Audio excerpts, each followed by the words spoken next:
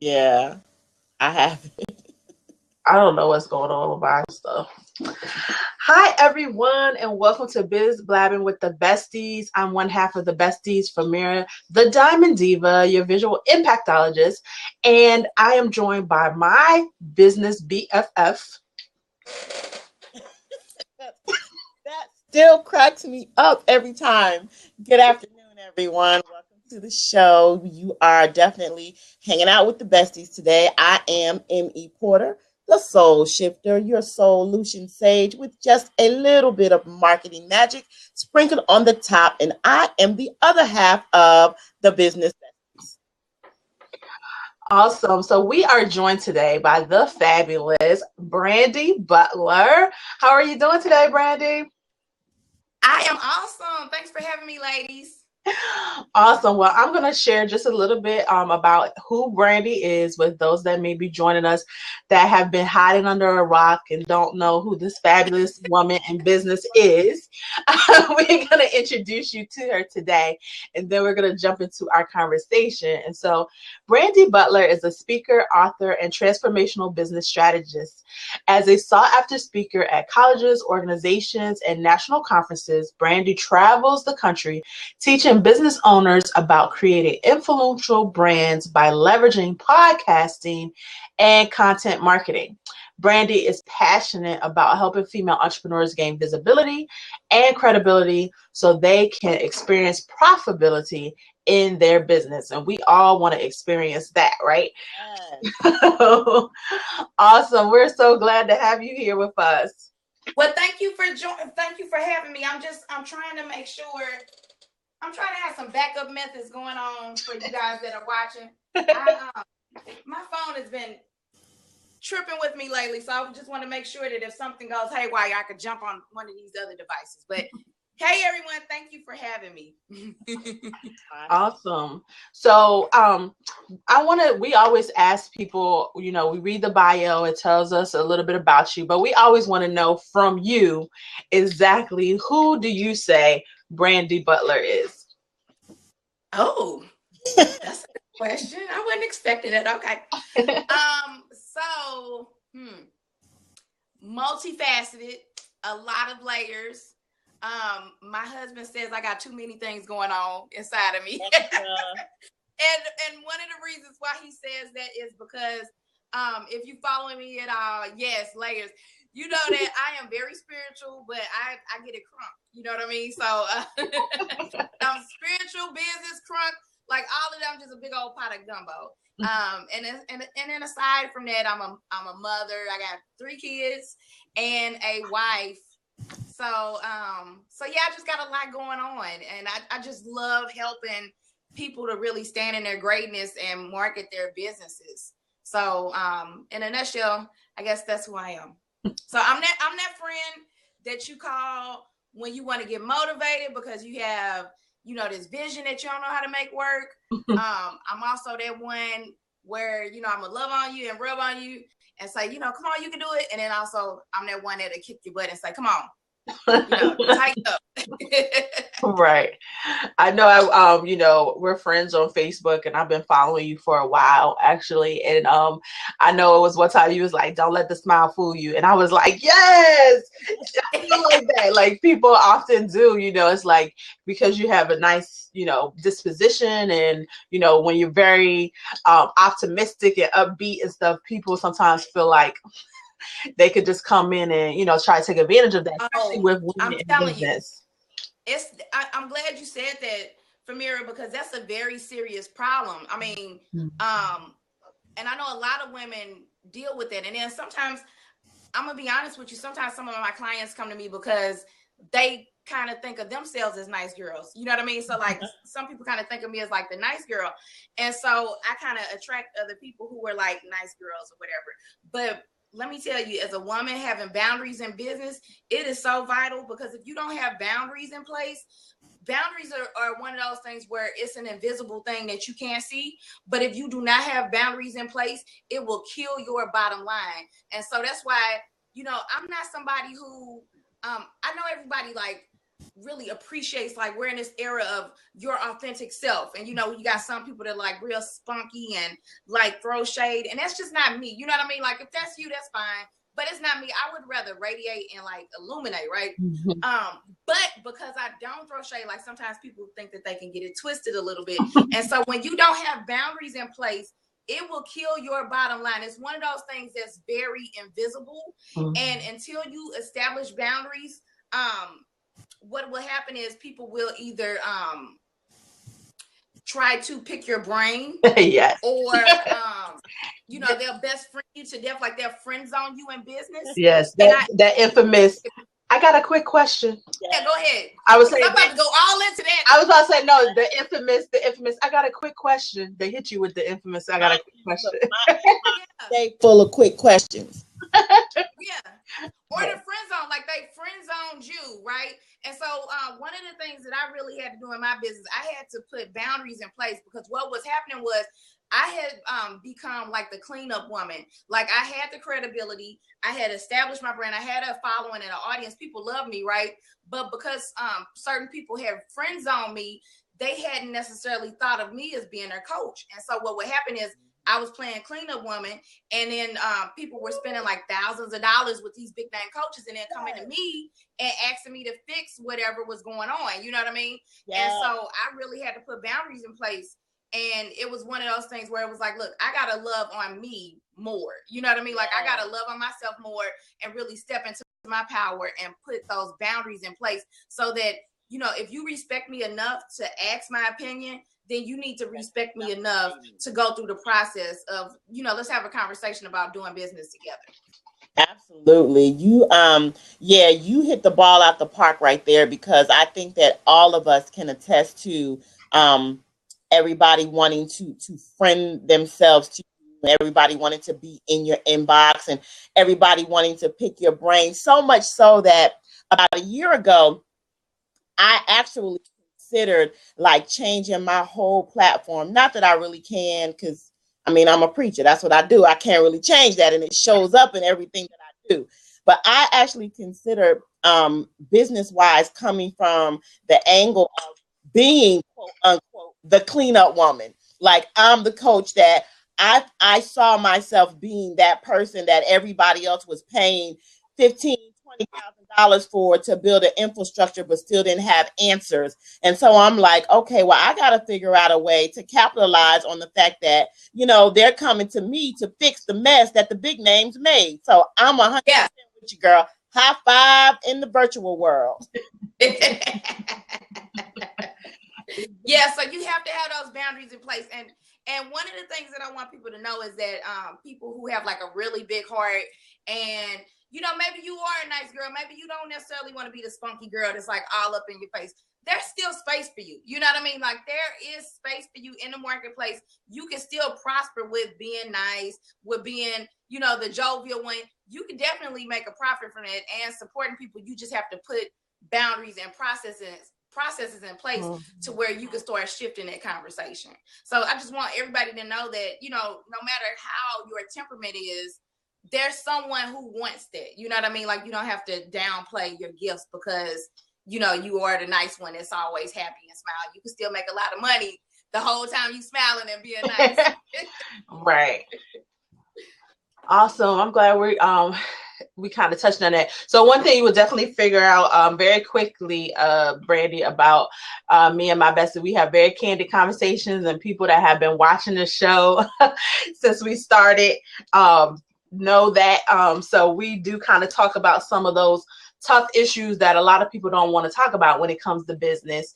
And so one of the things I wanted to ask you in regards to just being a woman entrepreneur in business is, what do you see as, I guess right now in 2016, I feel like as women, we have come a long way with business, but there are still issues that are unique to us. And so I'm always curious to see what other women entrepreneurs feel is one of the like biggest issues or biggest hurdles that women business owners is still having to deal with today. So I think one of the biggest issues that women, okay, so there's two. One of them is that Okay, I can tie these together. One of them is that women don't have their revenue goals set aside. And I can tell you that because I speak to tons of women every week. And you would be surprised how many women are like so like gung-ho about their business. Like, this is my purpose. The Lord got me doing this, but they don't believe in the business enough to actually put some money goals to it. And that's a really deep problem. If you don't have money goals set up, what you are subconsciously saying to God, to the universe, whoever you want to call it, I call them God, but some people say universe, spirit. If you aren't putting those money goals in place, like, you really are not creating space for that type of growth to happen, because money needs a purpose. And when you don't set aside and say, you know what, this month I'm going to do $5,000 in sales. This month I'm going to do 10,000, 25, 50,000, whatever that number is for you. When you don't set this, when you don't make it important enough to make that a priority, what that means is you really don't believe that money is going to come. Mm-hmm. And that's why you haven't put those goals in place. And so I find that a lot of women just think that the money just gonna like drop out of the sky. And let me tell you something. I'm very spiritual. I totally believe in abundance. God can do whatever he wants to do. I mean, he created the trees, the water. He can do whatever he wants. But for the most part, that money is not just gonna fall out of the sky. Like, right. You have to create some type of momentum, some type of movement for that money to come. And so that's one of the biggest things that I'm finding is that there are just a lot of women who do not put revenue goals in place, and because they don't have those revenue goals, they never hit their revenue goals. And what's that old saying? Aim high, because what happens if you end up hitting lower than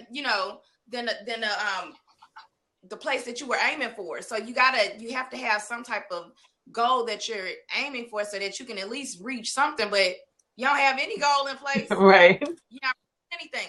And so along with that, I just find that a lot of people, like, their faith system is really not up to par in their business, because if it was, they would be playing a bigger game. They would be putting those revenue goals in place. They would be investing in their business on a bigger level, because when you believe in your business, you will invest at a bigger level, because you are sure that you will get some type of rate of return. So those are two of the things that I find that's holding women back, at least in my experience with talking to different women. And so having come to those two conclusions, what is your personal experience? Like, when did you realize that, I have to have a purpose for my money to flow the way I need it to flow? Was it through a series of eras, or was it just something that you just naturally understood that?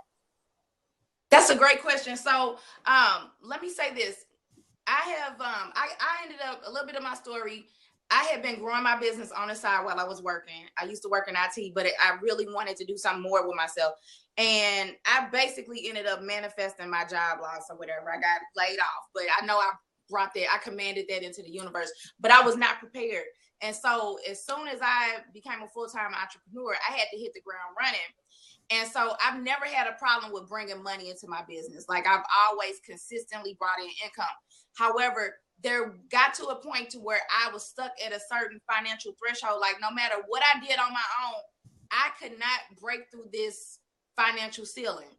And so it got really frustrating. And then I ended up, what happened was, I've had, ups and downs like anybody else, but particularly there was this one month where it was the worst month in business that I had ever had.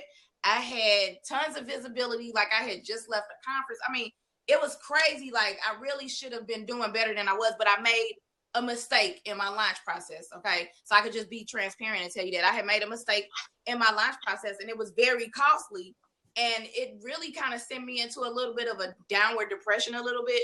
And I'm not exaggerating when I say that. Like, I really wanted to, like, just lay out on the floor, like, Lord, take me down. What am I going to do? I mean, it was a call to Jesus moment. And I was like, you know what, God, what is it that I need to do? because I have taken myself as far as I can. Like, there is something that is missing, and I cannot get there by myself. Like, it's not tech. I know tech up and down. I know systems, everything. So there's something inside. Like, there's something wrong with me. You know what I mean? Like, there's something inside that I need to fix. And I didn't even like I was doing a lot of ads at that time on Facebook. I didn't even like how my ads, like the copyright that was going on in my ads. I was like, you know what? This ain't me. Like, I'm going to start telling a different story. I was at that moment, the last ad that I ran, I didn't like how it was very provoking, but I was like, I'm going to rewrite my story. Like, this ain't me. You know what I mean? And so I really started doing some inner work. And I like stopped worrying about funnels. I stopped worrying about systems, and I was like, "Damn it! Excuse me. I'm sorry." You okay? But I was like, you know what? I'm gonna work on myself because it's something inside that's holding me back, and it was. And so what I found out was that even though I was like, I had a lot of faith in like being busy, I really did not. I really had not tapped into my power, and I was really operating from a very safe space as far as investing in myself. And so I also had this false humility because I was worrying about, I was worrying about how other people could pay me, right? So I was having some guilt about being laid off. And so because of that, it was like, oh, well, you know, maybe people don't have money, or, you know, I need to really be concerned about pricing. You know what I mean? And so I realized that was because I felt guilty about being laid off. And because I had felt guilty about being laid off, I wanted to help everybody. When the truth is that those weren't necessarily the people that I was supposed to help. And so I had to raise my belief system in myself. I had to really stand in my power. I worked on myself a lot. And then I gave myself permission to charge the way that I wanted to charge.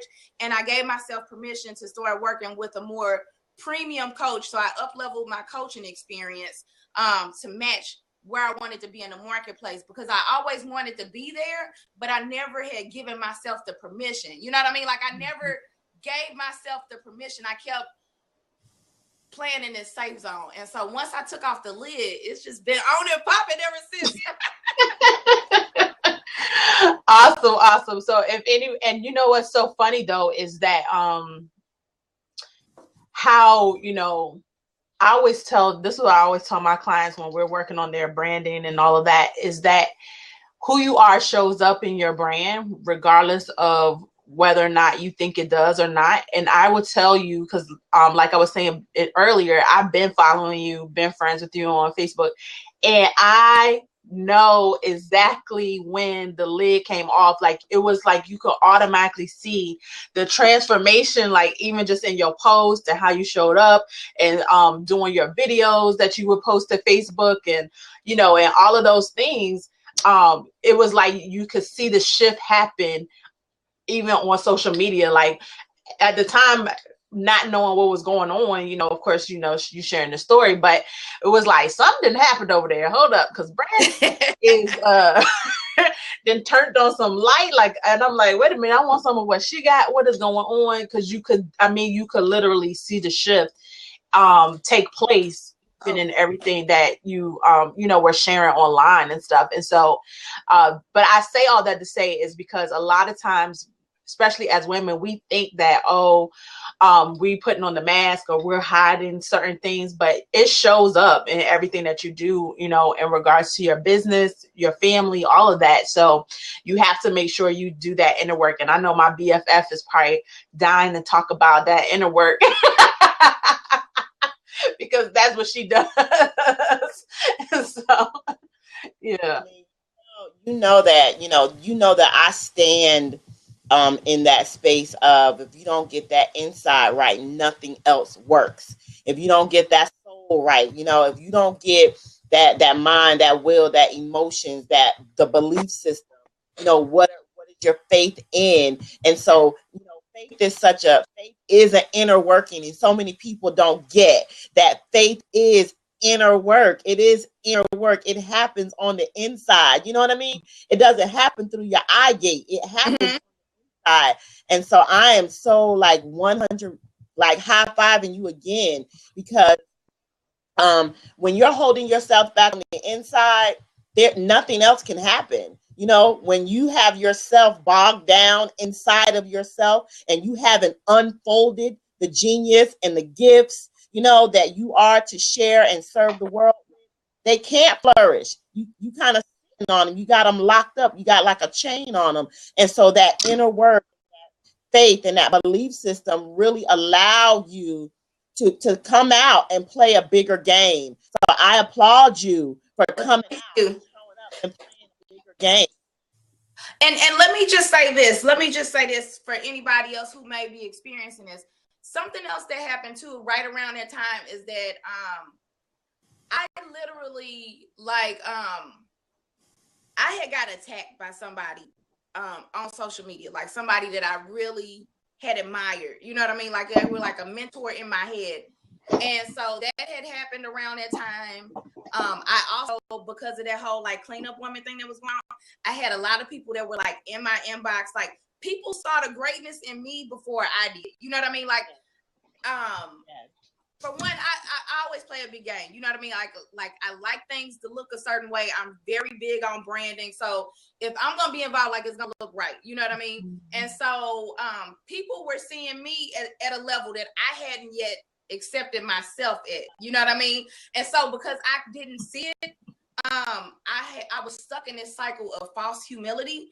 And it took, you know, at the time when I had got attacked and when some of these like temporary friendships were kind of going downhill, and I had this bad sales month, like I'm telling you, like I was ready to like just lay out on the floor. But when I look back now, all of those things brought out the very best in me, because it really had me come to Jesus and really come to terms with myself, really just own who I was and what I brought to the marketplace. And so you know, sometimes, you know, things are going to go downhill and it may seem like, you know, God, how am I going to get through this? But that may be yours. And I know it sounds cliche, but it's so real. Like that made the setup for your biggest breakthrough ever. And it was. And so I can say that I have been through some very dark periods in my business.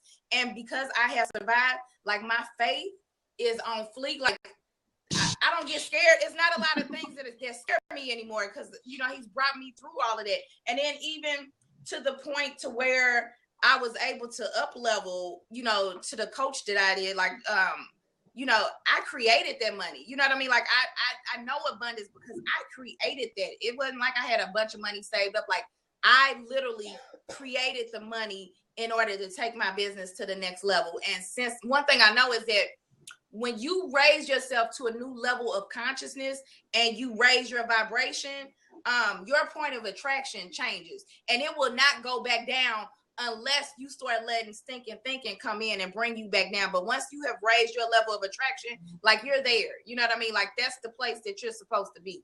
So it's been amazing. Man, this is just awesome, because like we're both over here like, oh, I was in the chat. I told Marilyn, I said, be quiet, because when you started talking about that false humility, oh my gosh, we've had so many conversations and you know, about that.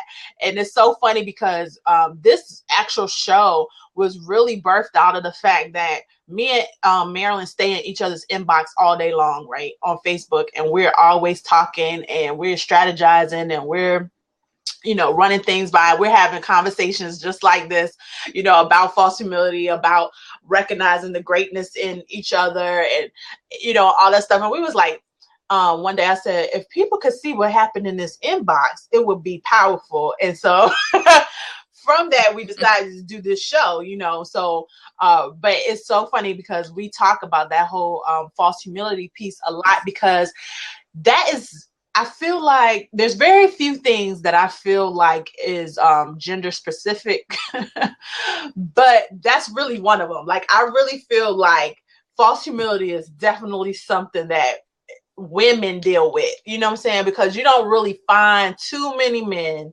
Every now and then, you know, there's always a, you know, some, you know, exception to the rule, but you very rarely find men that operate in false humility, because they're like, I'm bad and I know it, and pay me my money, and if you want what I got, come get it, you know, type of thing. But whereas with women, we're always like, oh, who, me? What are you talking about? I'm no expert. You know, like all of this, you know, even just down to a compliment on your outfit. This whole thing, I just threw this together. You know, those types of things. And it's just like, why do we do that? Like, get your entire life. Like, why do you do that? So yeah, and I think a lot of that is just too sometimes how you're raised. I know for me, I've always been a very diplomatic person.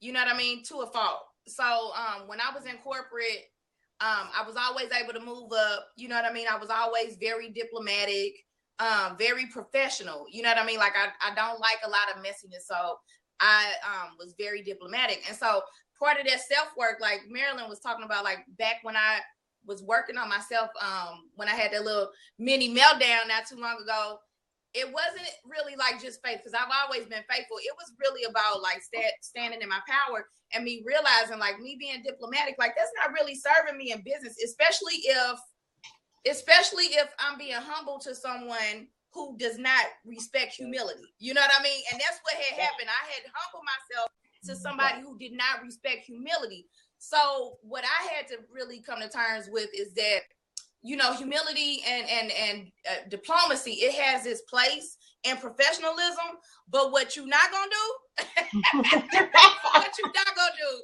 is disrespect me. You know what I mean? And so, really, when I really own that, and I had to even think back to even corporate, how sometimes me being diplomatic may have held me back in business, and just being willing to let that go. And so I say that diplomatic because that's kind of comes into that whole false humility of feeling like you got to be nice. And some of that comes from like our parents, you know what I mean? Like, if you have sisters or siblings and they're like, oh, Brandy, be nice. You know what I mean? Like, I've always been a force to reckon with, you know what I mean? Like, I've always had, kind of a big personality. I was a late bloomer, but once I stepped into my personality, it was a big personality. And so I can remember like my mom telling me, you know, to be nice, you know, to like, some of the kids in my family who didn't speak up for themselves as much. And so, you know, you got to really be careful about that with your kids, because you're kind of programming them to not, you know, be as powerful as they should be when they need to be, because, you know, people will challenge you. And it's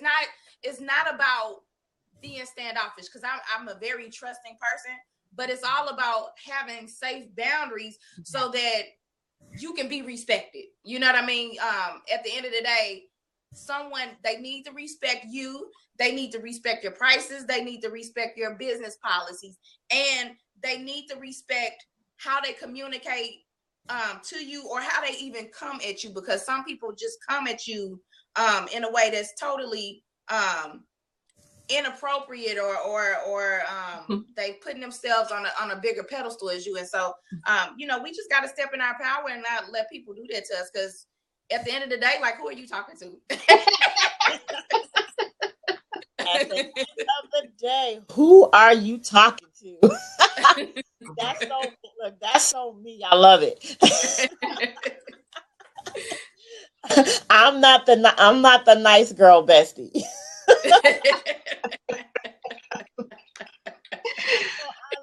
I love it. But listen, I am so interested to talk about how you have actually built like this powerhouse podcasting empire. I'm like, the only word I can think of is empire, because I don't know anybody else, and it's not that I know like everybody in the world, but based on the people that I do know, I don't know anybody else holding the space as profoundly as you are. Oh, well, thank you. So basically I started, so let me say this. Podcasting has had a very tremendous impact on my life, period. So back when I was in corporate, and I wanted to leave my job, I couldn't figure out like the steps, you know what I mean? Like, I knew that I wanted to grow an online business, but you know, there's so many resources out there where you like, can this be real? Like, can this work, or is that a scam? You know, it was like one of those things until there is one girl in town who's like a super lifestyle blogger or whatever. So she was like the only person that I knew in my city who was like really holding it down as an online business owner. So her business model was a little bit different than what I wanted. She's more like a lifestyle blogger. I really wanted to move into like the business side, the marketing and consulting side, because I have my undergrad in IT, but I have an MBA, and I always wanted to move into marketing at corporate. It just didn't happen. So anyway, I had this buddy of mine that was in IT, and he was like, you got to start listening to podcasts. And so right around the time I had just had my daughter, I was trying to figure out like, how can I transition out of corporate? And podcasting actually, it helped me to come out of depression, out of postpartum depression, because I found some great shows that modeled what it took in order to grow a viable, credible online business. So now I'm in this place of where I'm believing like, okay, I can see this, like the lights are coming on, like I can see this working. And so because podcasting has such a profound impact on me, when I was trying to transition from corporate, when I did leave corporate, it was where I was like, you know what, I really didn't back then, back when I was in the podcast, the marketplace has evolved a little bit more. There's been more of a shift, and there's more diversity in internet marketers than there were back then. Back then, it was heavily Caucasian. So a lot of the people that I looked up to were Caucasian. And that's great. Like certain things race transcends, but like that little flavor, I think with the mirror earlier that said like, get your life. And it was like, but you're not going to, like that was missing. I really didn't know how to really own my authentic voice at the time, because nobody necessarily sounded like me. And I really wanted to create a space where I was helping to bring more diversity to the podcasting world, so that more people could be empowered like I was, because from podcasting, it helped me to grow my business. It also helped me to increase my spirituality, listening to TD Jakes podcast and Joel Osteen and Joyce Meyer, on my way to the job that I hated. And so I really just wanted to see more African Americans and, people of color in general start seeing more of their own representation. So actually a lot of the stuff that I've done with podcasting has been behind the scenes, helping other people to get their shows created. But that's basically where the concept came from, was because I really wanted there to be more role models in the online space, and also more of us just telling our own narrative. You know what I mean? Like mainstream media dictates so much of how we're perceived, and it's some great people out here doing phenomenal things. And so I just wanted to help more people of color to help shift the narrative. Right. Awesome. Because one of the things I want to do with this show with me and Marilyn, I think I told her, I don't know, but she about to find out now if I didn't, is that I want to take the audios from this show and make them a podcast, because I think that so far the feedback that we've gotten from people that watch this show is that the content is phenomenal, and I think it definitely would be a way for us to reach a wider audience by setting it up as a podcast. So yeah, so we were really excited about having you on the show. And then of course, as a business person that does branding, I was like, please say yes, Brandy, and get on. Well, I was gonna say. But so I would be remiss if we did not at least have one question around branding, and then I'm gonna ask you to be on my show in a minute. So I'm gonna let you know that right now. But but no, because I really feel like this is one of the things that I feel like there's right now. Branding is a big buzzword. I'm actually working on an article that I'm going to be submitting to some of the larger publications on that whole concept, right?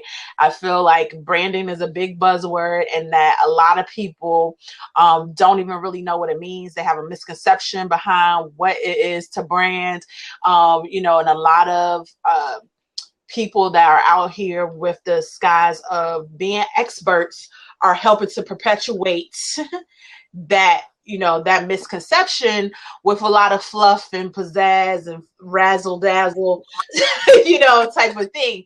And so one of the things I want to know from you is, what do you think is one of the most major issues that especially women, you know, our audience is mainly women, are having when it comes to understanding the concept of branding?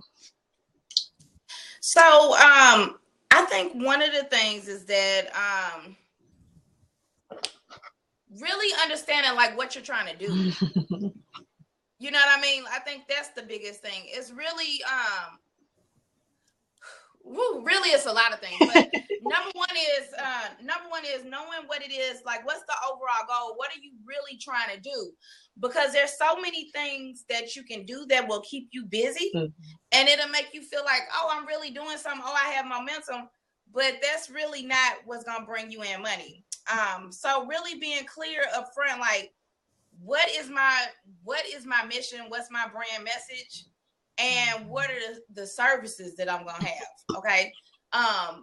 That's where you need to start it. Okay. And then after that, then you need to show up the way that you want to be perceived. And so I just run into so many people who they want to DIY themselves to death. And it's like, listen, I love Canva, I love PicMonkey, you know what I mean? But there's certain things that you can do with some of these free tools. And then at some point, you have to know like what things need to be outsourced in order for you to be an accurate representation of where you want to be in the marketplace.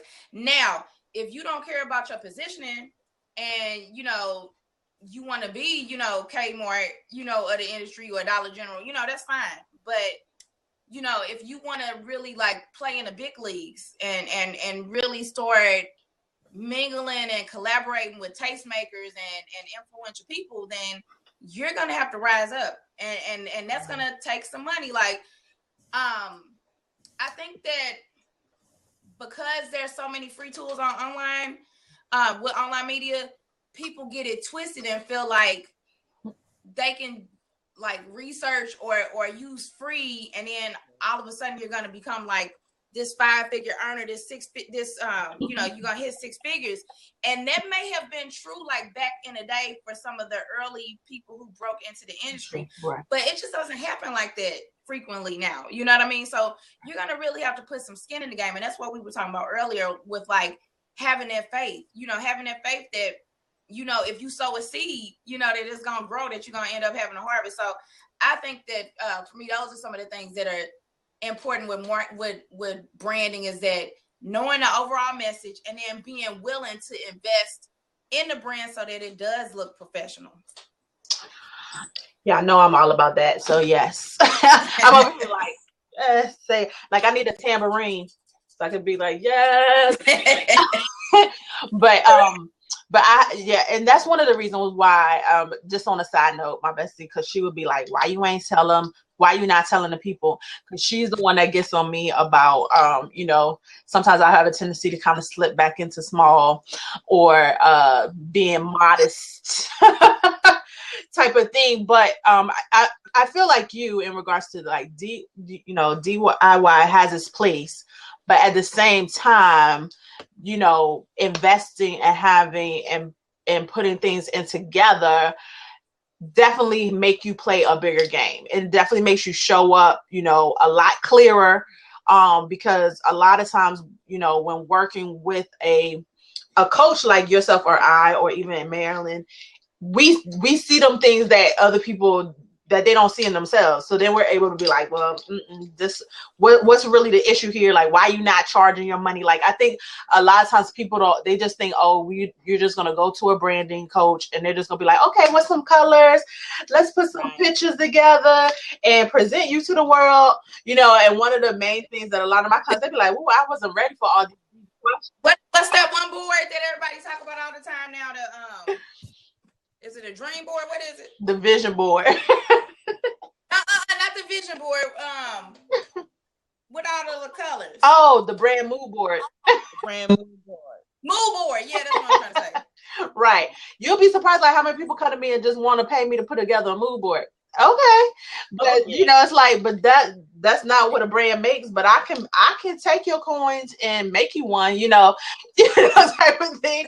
So you can have some focus. But that's one of the reasons why I created my show that I have here on Blab, called Babes Who Brand, is to really have more in-depth conversations with women in the industry, specifically of business and branding, so that we could talk about some of those things and those misconceptions that people have, because I feel like there's a lot of misdirection and, you know, and me just keeping it real, smoke and mirrors with stuff, and then people are not really getting what they need and getting the truth about the fact of what you just said. Like, it takes money, it takes investment, it takes understanding, not only just investing just in anything, but in specific strategy. Like, it's strategy to creating your brand and understanding what that looks like. So this is my official plea to invite you on my show, Babes Who Brand, and and I'll be sending you an email.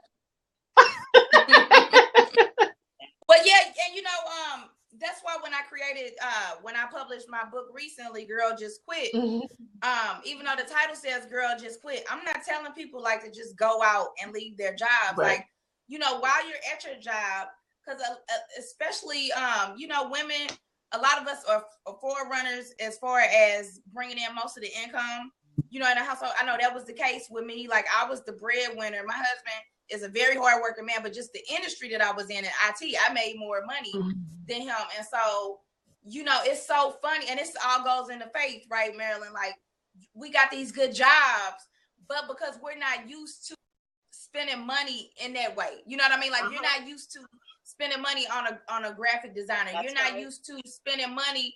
You're not used to spending that type of money on a website. You're not used to spending money on a coach. It's like, oh, I can't afford it. Right. But the truth is that, you know, you got a good job. A lot of us have good jobs. And you're going to be in a better place to invest in your business now. Right.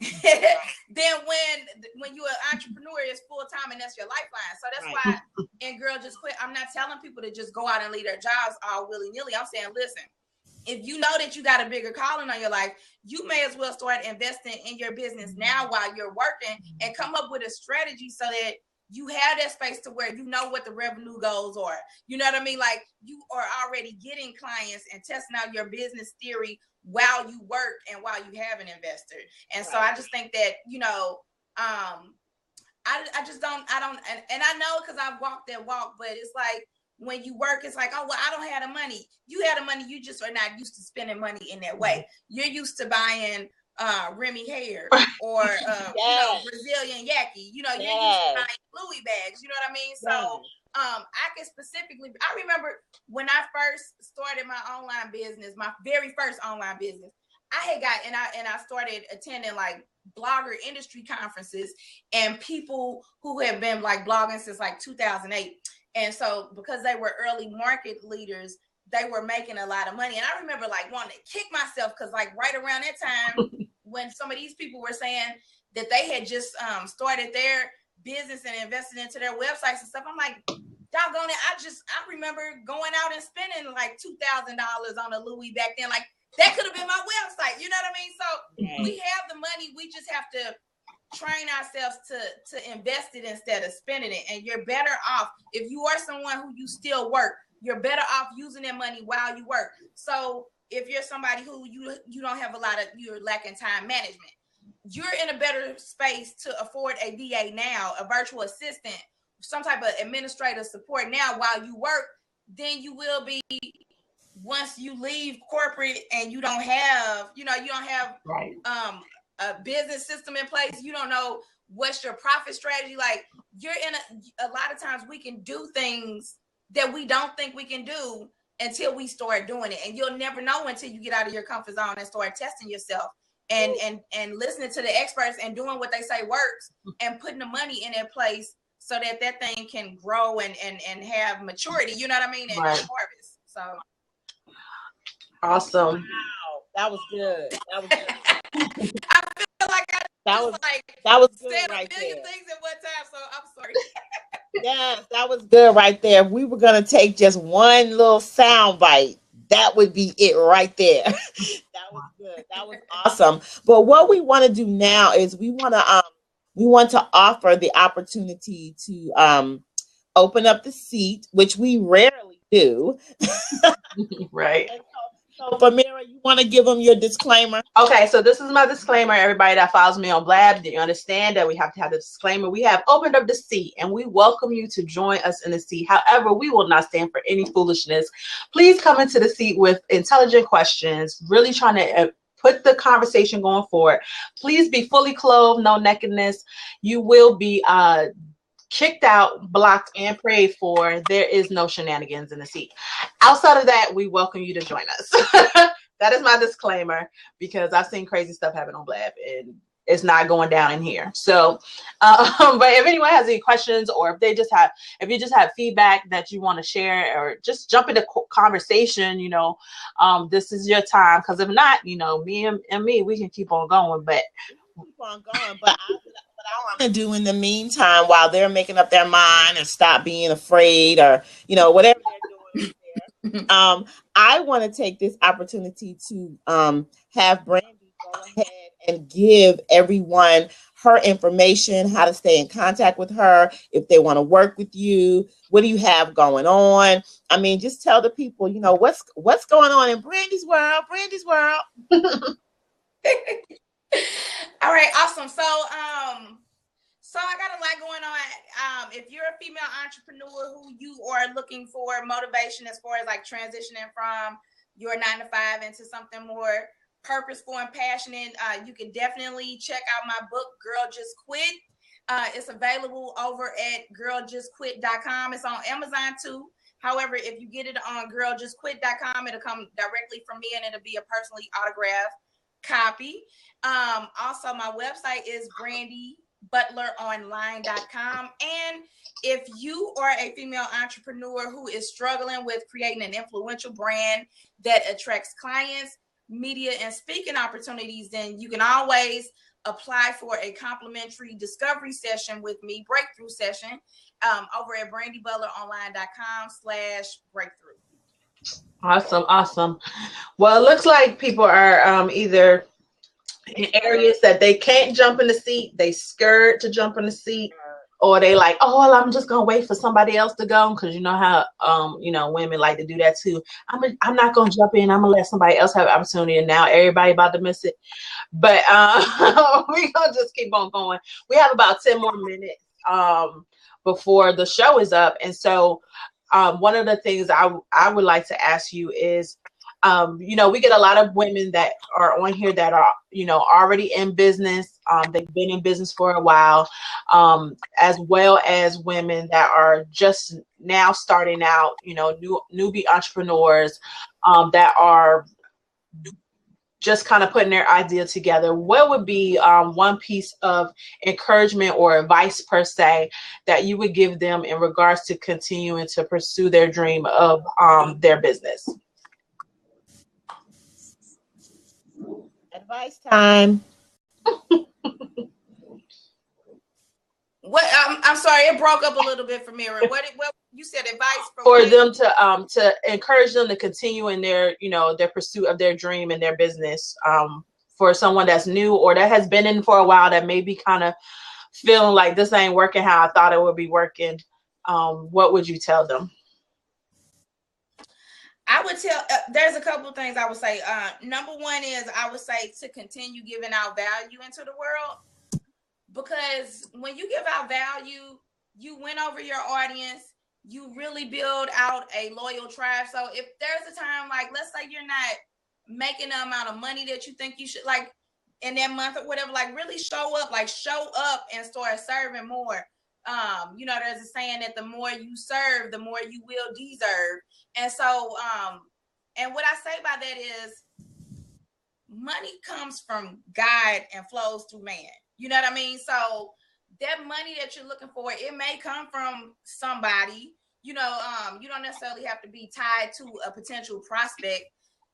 If you just stand up in your calling and you start serving people, that money will flow down from God into man. Like it will exchange hands some type of way. So that's number one, is to, no matter what, to continue serving, because I really feel like when you do, even if you don't get like a direct result from that, you're putting out good karma in the world. And at some point you will experience a tipping point. You know what I mean? So like, even if you do a webinar or something, and let's say you thought you were gonna pack up the house, and only 5 people showed up. You know, you serve those five people just like it's 500 people. Right. You know what I mean? So you just keep serving, keep showing up, keep putting out good in the world. You will get it back. Number 2 is that you have to start getting real with who you are and your constraints and your circle of friends constraints. So you may have friends who are your accountability partners. Accountability partners are great, but they will not take the place of a coach. And so if you're at a place where you're like constantly spinning wheels, like your friends, they may be awesome in their own right, and they may be able to give you like good advice within their sphere, you know, of what they can see. But if you're tired, then you need to start working with somebody who's experiencing results in the area that you want to experience them in, and not care about if your friends get mad at you or not. You know, I had that happen. Like, I had somebody who got mad at me, and they were like, well, you didn't tell me, you know, blah, blah, blah. And I'm like, listen, it's either you or my mortgage. I picked my mortgage, boo. You know what I mean? Like, right. You know, you got to get real. You know what I mean? Like, listen, at the end of the day, like, I love everybody. I love accountability partners, but in my life, myself, my own goals, my children who I'm responsible for, my husband, they have to come first. And so I'm not serving my children or the people who I was sent here to serve if I'm playing a small game and I never move outside of my own frame of reference. So you cannot get everything. I don't care what funnels you search. I don't care like what systems you look up online. At some point, it's not about the technicality of things. It's about who you are being, and it's going to take you to work with somebody who can show you a different way to be. Because quite honestly, sometimes that different way of being, that's a way that you don't even know about, like you don't even realize.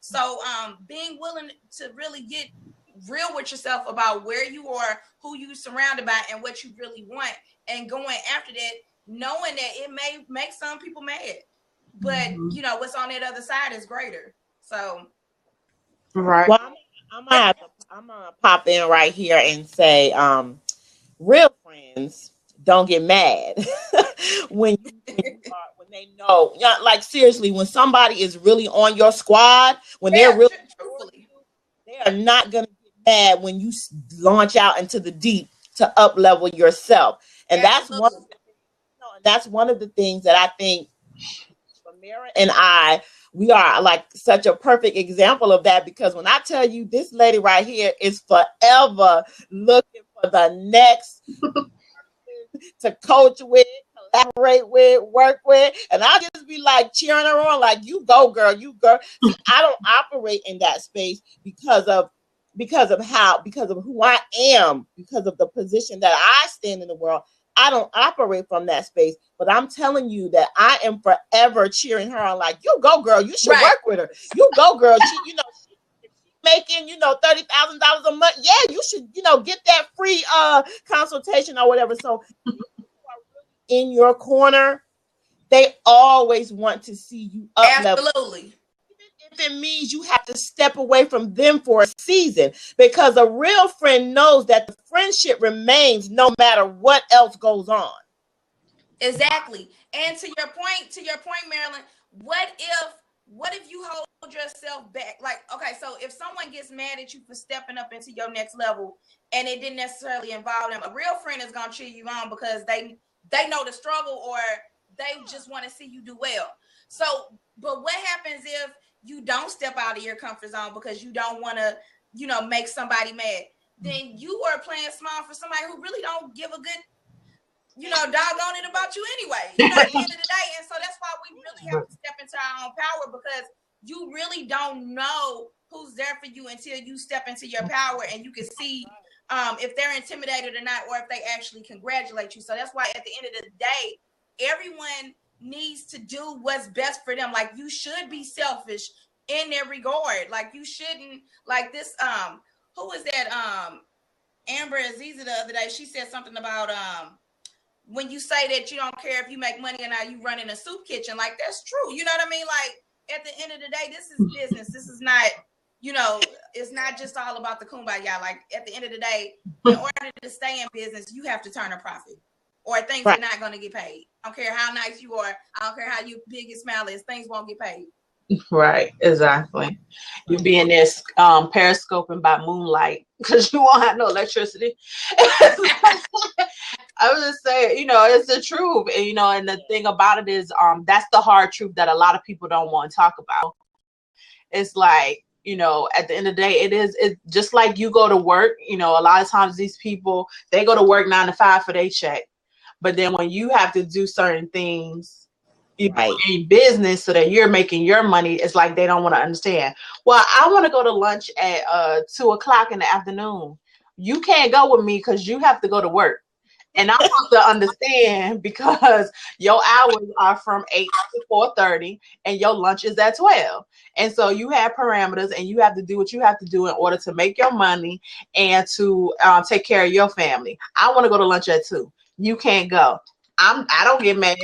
So then when you want to go out and do something and I'm like, I can't because I have a client at 5 o'clock, you know, or 6 o'clock or whatever. Why you don't understand? You know what I'm saying? Like it's the same thing. But a lot of times, you know, people don't look at it that way when you're an entrepreneur, especially when you have a lot of people like family and friends around you where no one has had the entrepreneurial experience and you're the first one to be trying to do it. You know, it's like, why are you doing that? You always on the computer. You always working. I'm like, this is what I do. So, you know, and they don't get it. So you have to be willing to just kind of, you know, dance to the beat of your own drum and keep on going. Well, look, but can we just keep it real, like really, really real for just 1 second? The truth of the matter, like this is the truth of the matter. Why doesn't it offend me when my bestie wants to work with somebody else? Because my bestie and I have a real relationship, right? And so I know at the end of the day, even if she steps away from me to go make $1 million, I'm gonna get to eat filet mignon if she make $1 million. So I'm never gonna try to hold back because there's a real love and a real respect from both sides. So we pretty much know it's kind of like whichever one of us knocked the ball out the park first, we gonna share some of that. We gonna share that victory with the other one. So when somebody's really in your corner, they're cheering you on because they really love you and because they know that there's a level of respect and loyalty that it doesn't make sense to try to hold you back because I may need you to go before me so you can reach your hand back and grab me. I might be stuck. Right. Yeah, exactly. So. Well, it is 1 o'clock, y'all. I can't believe it. I feel like we just got on here. But it is now 1 o'clock. And so I just want to tell everyone that has joined us for today's episode of Business Blabbing with the Besties. Thank you for showing up. We don't take it for granted. You coming and sharing with us during this hour. And thank you so much, Miss Brandy Butler of BrandyButlerOnline.com. Make sure you go check her out for being here with us. We so appreciate you for joining us. Thank you for having me, ladies. It's been a blast. Thank you so much. Peace and love. And so next week we will be back with yet another awesome guest. So make sure that you are joining us next week, same time, Tuesday at 12 p.m. Eastern, as we do more Biz Blabbing with the Besties. I'm not telling y'all who's going to be here. Go check out our page and subscribe to it, and then you'll know. And then make sure you're here with us on next week. So thank you all for joining us. Until next time, peace.